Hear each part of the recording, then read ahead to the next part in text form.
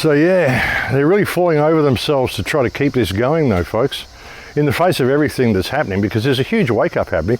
Maui, what's going on in Maui with the burning down of people's houses, the missing children, all this stuff that's going on has really caused a lot of people to wake up.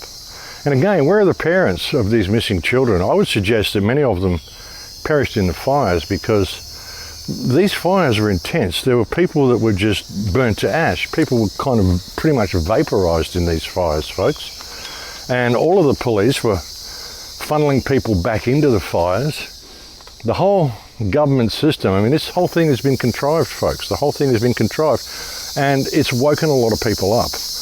A lot of people in Maui, a lot of people in Hawaii, a lot of people around the world that have been looking at this are getting what's going on now. They're seeing it. They're seeing the criminality of these institutions that are masquerading as government, and our need to remove these people from power. I mean, if we're going to have government at all, it needs to be honest government. It needs to be people of integrity. It needs to be a government that's going to work for the good of the people in the nation, not this globalist infrastructure that's being put in place, not this great reset, not any of the things they want to give us. None of this stuff is beneficial. I mean, digital currency is just such a stupid idea. Being dependent upon electricity. You can't shop if there's a power failure. You can't eat if there's a power failure. You can't do anything if the power happens to go out. And it gives the government the ability to switch you on and off at whim. And when you look at the track record of these parasites we've got masquerading as politicians, giving these people more power is just a stupid thing to do. It really is, folks. But they do this stuff because they want you to hate them, really. They do. These politicians, they want you to dislike them. This whole system, this whole reality that we're in, it functions on resonance, it functions on energy, and it's the energy that you're in. And as I've said many times, it's an emotional mirror. If you're in a situation of hatred, if you're in a bad emotion, then this reality is going to mirror that reality back to you. And that's what they want. You know, people resonate with their surroundings. They resonate with other people. If there's enough hatred in the energy field around you, then you're going to start hating. If there's enough anger in the field around you, you're going to start getting angry. Things resonate. It's like the metronome experiments that they've done, you know, when you get a whole bunch of metronomes and put them together and make them all tick at different times, within a minute or so, they're all resonating and they're all ticking at exactly the same time. It's amazing how it happens.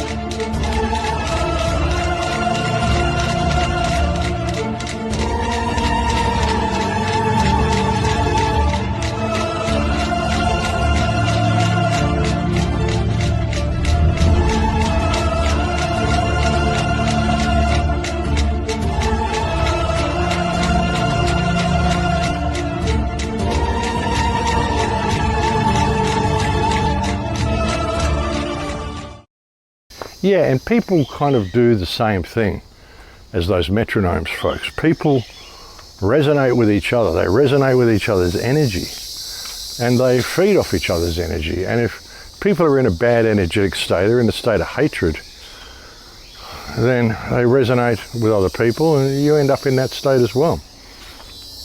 It's just the energy field that you're in. You know, it's an emotional mirror, folks, and energy is a very real thing. I mean, we've all noticed, you walk into a room where a couple has been fighting and you say, oh, we could cut the air with a knife in there. You can literally feel the energy of the room. You know, it has a palpable feeling, it's a palpable force, and we do resonate with each other. This is what I've said before. I mean, even when I look at the ruling parasites and I say, yeah, we need to get rid of all these people, and I suggest that they need to be taken to the gallows and all sorts of stuff because it's what they deserve. But like I've said before, I don't want to be the one who would condemn them to death. I mean, I would prefer to put them on Christmas Island, give them all a hammer and let them kill each other. That's kind of what they deserve. I can't allow myself to become them in my response to them. You know, these people are hateful psychopaths. These are tyrannical, mass-murdering psychopaths, child molesters, killers. They're murderers, these people. But does that mean I have to become what they are in order to deal with them? You know, ultimately, you're never going to heal the situation, and even the death penalty and stuff. If you think about reincarnation, and I know the Christians will hate me even saying that, but actually early Gnostics and Christian texts used to mention reincarnation, but it was taken out of the main canon of the Bible. But if reincarnation exists, I mean, if people come here to learn life lessons and come here to grow their soul, what happens if someone does something bad and then you terminate their life? They didn't learn anything. They just did something bad, you terminated them, and then they're going to come back and they're going to do it again because they never learned anything. They never learned the error of their ways. You know, people who do bad things need to be put somewhere where they can really think about what they've done and think about what it means to be alive and think about the consequences of their actions. And ultimately, you're never going to heal hatred. You're never going to heal psychopathy with more hatred or more psychopathy. This is why I say you've got to sort of feel sorry for these people more than anything. And I do. I mean, I look at a psychopath, a sociopath, a child molester, a rapist, a killer, a murderer, whatever. I might get angry with them. I might be pissed off at what they've done. But inside at the deepest level, I feel an enormous sorrow for these people. I mean, imagine how lost you would have to be to do what some of these people do. Imagine how lost and distorted and out of touch with reality you'd have to be to molest a child. All this grooming and all this shit that's going on. Imagine how disconnected from source you would have to be like this. And the only thing that's going to heal that is love. And I know it's really hard to love these people, but if you can look at this as being one human consciousness with different aspects of it that are completely out of alignment, well, we're all part of this consciousness. We're all part of the same thing. And the only way you're going to heal it is love. And I would suggest that this realm as well, what keeps us coming back here, because we come back, this is why we have deja vu, and a lot of the stuff that happens, it all seems so familiar to us. We're trapped here, our souls are trapped in this realm. And what ties us to this realm is hatred. You know, things happen to us and we get so annoyed in life and we get so pissed off with people and we get so upset about things that have been done to us. We get so angry at the controlling hand and we develop so much hatred for them that when we die, we're still holding on to that. And it's that hatred that draws us back here. Maybe it's a need we have for revenge or whatever, but you're never going to get the revenge that you need. You're never going to feel satisfied through your revenge because that's not what this realm's about. What this realm is about is growing your soul, preparing you for what comes after. But if you are a soul that still contains hatred for others, well, then you're not going to move on to whatever does come after. You're just going to come back here. And they're going to keep bringing you back here until you learn the lesson properly. And the lesson is that the most powerful force in the entire universe and the only force that can heal everything we're facing today is love. That's it, folks. That's all there is. Really, I've mentioned before, love is the main fabric of reality, and what binds reality together is compassion. Compassionate resonance of different things with themselves and with each other. It's how reality binds itself. It's how matter binds itself together through compassion. That's your interface with this realm. And if you can meditate on that a little bit and think about that a little bit and just let that sink in. What's really going on here? You start to see a way through the haze. You start to see a way through all this. When I speak out about all the stuff that's going on because it needs to be done, but I don't do it out of hatred. It's like I said, if anyone ever attacked me and I had to defend myself, I would do so. If I had to keep defending myself, if they kept attacking me, I had to defend myself to the point that I killed the person who was attacking because they wouldn't stop, well, I would do so. But I would never let myself become the attacker. I would never force myself on anyone or repel any attack out of hatred for the person who was carrying out the attack against me. I would do so out of love for myself and out of love for those that I'm protecting. I mean, maybe I'm protecting my son or protecting a child or protecting someone there, whatever, you know. But I would do it out of love. If I was forced to kill the person who was committing the crime and attacking us and wouldn't stop, well, yeah, like I said, I'd do it. But not because I hate them. I do it because it needed to be done, and I do it from an energy of love. Because that's the only way to free yourself from the chains of this realm, folks. It really is. You've got to understand what's going on here. It's an energetic reality, folks.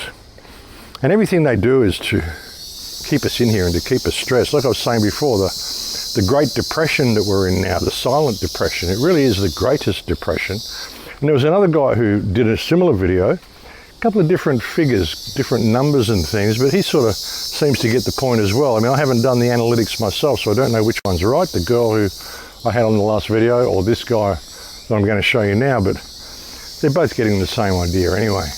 In a silent depression. When you compare the Great Depression to today, this is going to absolutely blow your mind. In 1930, during the Great Depression, the average home in America was $3,900. The average car was $600, and the average monthly rent was $18 or $216 a year, and the average salary was $1,300 for the year.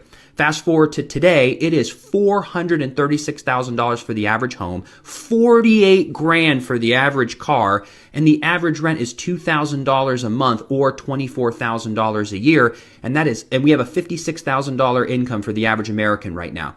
So if you look back to the Great Depression, the house was only 3 times the average salary. Now it is 8 times the average salary. The car was 46% of the salary. The car today is 85% of the salary. And here's the craziest part. The rent was 16% of the average salary. It is now 42% of the average salary. Yeah, a lot of people can see what's happening, folks. They can see the grid, they can see the smart grid, they can see the depopulation agenda that's been pushed by the World Economic Forum, why they're attacking the food chain, everything they've done to disempower us. Yeah. But what you've got to do to understand what's going on, folks, like I've been trying to put across for years, is to understand that this is one criminal cabal. The whole government system is one criminal cabal. And never forget the actions of the politicians, never forget how much they really don't care about the people and how contrived everything is. And as I said, they want you to hate them because hate is what drives this realm. Hate is what keeps you in this energy. Hate is what keeps you coming back. Hate is the worst thing you can possibly do for yourself. When you hate someone, and you can do tests, folks, go and do a strength test. You can, like there's machines, you can go and do strength tests. Or even try lifting some weights or an arm wrestle or something that you can use as a strength test. And then go and put yourself in a state where you're in a state of hatred. Think about something you really hate, something that really, really pisses you off.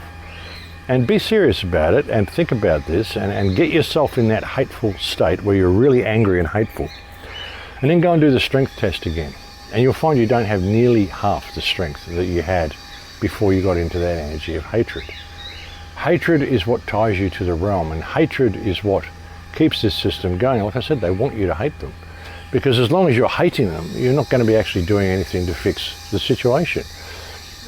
If you can put yourself in a state of love the people around you, love the world that you live in, love everything about life, then you can get you into a state of like wholesome, righteous anger, which isn't hate-based anger. And, you know, feeling the love that you have for your children, the love for animals, the love for this realm, the love for reality, the love for life, causes you to want to act more than hatred does. Hatred just makes you want to go and smash things. Yeah, I hate this guy. I want to go in there and break his head and rip his lungs out, you know. It doesn't achieve anything. If you're in a state of love, love will stand against all hatred. It will stand against all adverse reactions. It'll stand against all attacks. If you're in that state of integrity, you know, the spirit will look after you. I mean, look what just happened with the voice legislation. The guy was even saying God stepped in and did this. Because what they're doing is wrong. It's absolutely wrong. And he didn't go in there with hatred in his heart. He went in there with love and decency in his heart to try to find some remedy to this situation, this threat that we're under. And he had an incredible result. And I think that's an important thing to look at, folks. I think that's an important lesson on how reality works. You know, and we've got to do this. We've got to stand strong and realize just how much we're under attack, and from so many different angles and so many different ways. Like I've said with the food, all the shit they're doing, and all this, you will eat insects and you'll, own nothing and be happy. They're putting insects in pretty well everything now, folks. Like just about everything you buy has got traces of insects in it. Apparently there's an app you can get for your phone, people who use phones. There's an app you can get for your phone which will read the barcode on products that you pick up at the supermarket, and it will tell you if there are any insects in these products. Insekten in hunderten Lebensmitteln.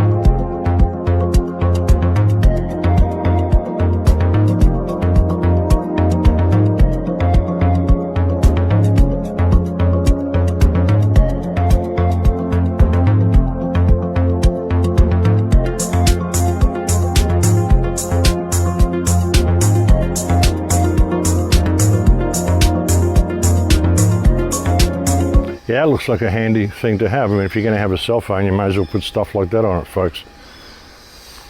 But yeah, I think that's about all I wanted to say, folks.